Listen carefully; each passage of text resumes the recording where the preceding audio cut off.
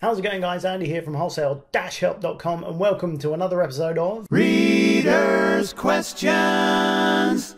So it's been a little while since we've done one of these, and let me tell you, I've got a plethora of questions for you today, and as usual, everyone featured in this video will get themselves a stunning Knowledge Equals Power t-shirt. So if you've got a question for me, hit me up down in the comments below, and if I feature your question, you'll get yourself one as well, free and for nothing. Alrighty, so just before we get started with the questions and of course the answers, I just want to let you know that the FBA Academy Reseller Conference is now officially open. Every year I put on an event in London at the Vanderbilt Hotel in Kensington, and this year I'm going bigger and better than ever. I've invited more speakers to the event, and the theme for this year is growth and scale. So if you're already an Amazon seller and you're looking to take your business to the next level and you can get to London, then you really need to come down and join us, because this one is going to be amazing. Returning for a second year running is Reezy Resells over from Los Angeles, California. I'm flying him over especially for this event. He's going to be talking to you about how he built his business from a one-man band all the way through to a multi-million-pound concern. He's going to be talking to you about Amazon merch, about different income streams and how you can diversify your business. It's going to be really interesting. I'm looking forward to that. We've also got Luke Pastor on the lineup, aka the Book Picker. He's actually an ex-police intercept driver who quit his action-packed job to sell on Amazon full-time. He's going to be talking to you about his used book business and the crazy profit margins he manages to achieve selling used books on Amazon. We've also got Kevin Blackburn joining us, who is an amazing guy who's built an awesome Amazon business in the UK, and he's built that up using virtual assistants and produced procedures and strategies on so many levels. His business is nearly 100% hands-free. He has assistants buying for him, sourcing for him, and he also has built his own prep center. And of course, I'll be talking about wholesale. I'll be showing you the setup behind my own wholesale business, how to win those hard to get suppliers that don't normally deal with online sellers. I'll be showing you some very handy little hacks to get onto those suppliers and get access to that stock that you wouldn't normally be able to get hold of. So a lot to cram in for the day, an awful lot of knowledge being shared. And let me tell you, there's no better way of building and growing your business other than getting out there and interacting with people that already have the experience. We've already had people from last year immediately rebooking as soon as the tickets were available, because they got so much value from last year. They know that they're going to build their business even more for this year, which is really encouraging. So if you can get to London on August the 11th, it would be great to see. It's going to be an amazing day. Your ticket includes refreshments, a full restaurant lunch. We're going to look after you. You're going to learn an awful lot, and it doesn't end there. Everyone who attends the event will get access to the FBA Academy private Facebook group, where we will all be on hand to help each other on an ongoing basis. If you have any questions about anything you learned on the event, the speakers will be there for you to fill in the blanks and help you as you move forward. But if you want to come, grab your tickets sooner rather than later, because there are a set number of tickets, and when they're gone, they're gone. Alrighty, with that said, let's get cracking with the readers' questions, shall we? The first one for today comes from Stephen Davis. What percentage of items that you purchase via RA or OA do you send immediately into Amazon FBA compared to the percentage you hold back for a while, waiting for the masses of new sellers who found the deals at the same time as you to sell out of their stock?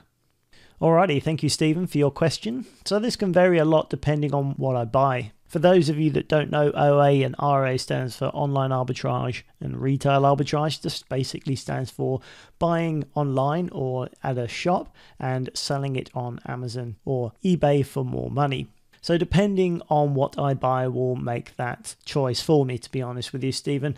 These days, quite a lot of it will be held back. For example, if it was in toys from the Disney store or a very popular website like that, there's a very good chance there's going to be a lot of competition. There's going to be a lot of newer sellers who feel the need to be the cheapest on the platform and therefore undercut each other constantly until there's about 60p profit remaining, in which case I'm going to hold on to all of it and wait until those guys sell out. The good thing about that is because it is a popular item, they usually sell very quickly. There's a good turnover, so even on a popular item where there's a lot of competition, give it a few months and the large sales volume will actually chew through that competition and then I'll send it in after that. If it's in a less competitive niche, maybe a gated category where there won't be as many newer sellers, then there's a chance I'll send them straight in and they'll go within the first sort of month, for example. So it really does come down to the individual items.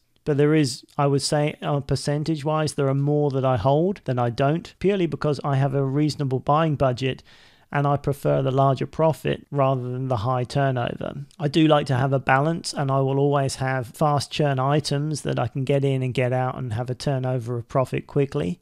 But there will be other items that I'll look at and decide that it's worth waiting a few months to get a much better profit than it is to get in and out. But this will change, and I'll reassess it sometimes. If it's taken longer than I expect, I'll throw it in and get maybe 30% out of it to get it on its way, because I decided maybe it's going to take too long to wait, in which case that will be fine. Or otherwise, if I'm waiting, I usually wait to see if I can get somewhere near 80 to 100% ROI. What I usually do is, regardless of competition, I'll send in 1 or 2, maybe 3 of an item into FBA to use as a marker, and then if I don't notice that the competition has sold out, I'll be alerted by a sale of that new item, and that will give me a nudge to look back, and then I'll see that the price of that particular item has now recovered back to its pre-competition level, in which case I will then send the remainder of the stock in and get my desired profit. So to answer your question exactly, Stephen, what percentage of items, I would say with online arbitrage getting on for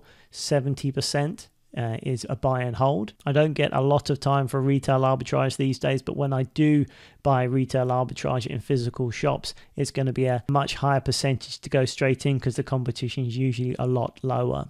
That is one of the primary benefits of doing retail arbitrage. If you are there out in the shops and finding the deals, it's going to be slower, but the deals you do find will have a lot less competition, and usually they can go straight in and you'll get your price and you'll get a good turnover of stock. For a lot of people, there are a few things why they won't buy and hold. Firstly, they might not have the buying budget to be able to tie up their money for a few months in order to wait for their return. That's absolutely fine. If you have a lesser buying budget, you will need to get a faster turnover of stock. And secondly, storage comes into issue sometimes with some people. They don't have the room to be able to hold on to stuff for months at a time before they send them in.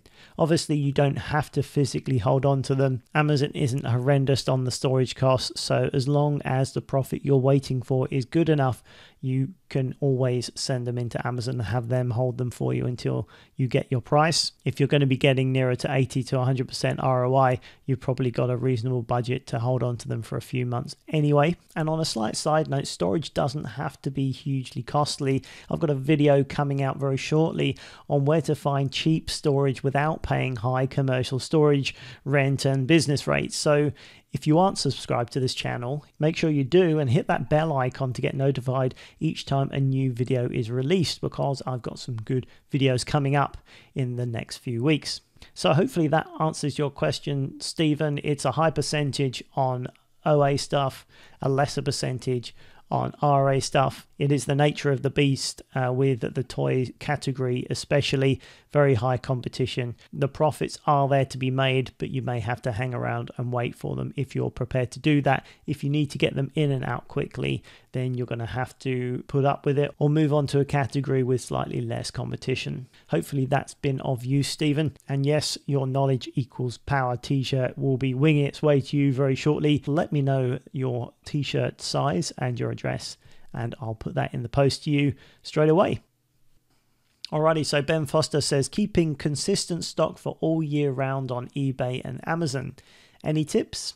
Okay, this is a good question. It's certainly the case that keeping a good high sales volume all the way through the year can be tricky. There's always going to be fluctuations. There's going to be high points and low points. Obviously, we know that in Q4, toys are going to hit the roof around Christmas time. Sales go absolutely crazy. That's a high point. You're never going to get that level of sales throughout the year. It's a particularly busy point. And conversely, in January, toys can be quite quiet. But my best tip for this, Ben, is to try to stock a varied range of stock in different product categories. Obviously, toys are going to be the thing to prepare for in Q3 and make sure you got plenty, but the rest of the time maybe try and concentrate on some other product categories. So having a varied selection of stock will definitely help you at different times of year, but ultimately what it comes down to is getting as much stock in as you can. So if you're getting X amount and you want more, then if you're doing arbitrage, then find more sites to look for stock. If you're doing retail arbitrage, then get out there and find more opportunities, different shops to look through, and the slightly harder to find shops will yield the better results because there'll be less competition from the stock that they do have. If you're looking to get into wholesale, then the more suppliers you can find and the more accounts you can apply for, the more varied stock you're going to have, the more opportunities you're going to have, and the more you can level out that ebb and flow. But just remember, there will always be fluctuations. It's the nature of online selling. Try not to look in the micro, trying to scale out a little bit more and look at quarter blocks, look at your 6 monthly blocks and look at your yearly blocks. And as long as you're making progress, as long as you're building your business and getting more avenues, more stock levels from different places, from different suppliers, and you keep building and keep repeating what you're already doing successfully, that's the main thing. Alrighty, Ben, hopefully that has been useful. Don't forget, spread your stock selection and keep investing in as many new stock ranges as you can, and you will get yourself more consistent sales. Alrighty, ladies and gents, that pretty much wraps it up for today. Plenty more readers' questions to come. And don't forget, if you have a question of your own, hit me up in the comments below. Always happy to help. And if I feature you on one of these videos, you're going to get yourself a free Knowledge Equals Power t-shirt. Thank you very much for watching. Give me a thumbs up if you found this video helpful, and subscribe if you haven't done so already. Click that little notification bell. That way YouTube will alert you every time a new video arrives. My name's Andy Lawrence. Thank you once again for watching, and I will catch you next time.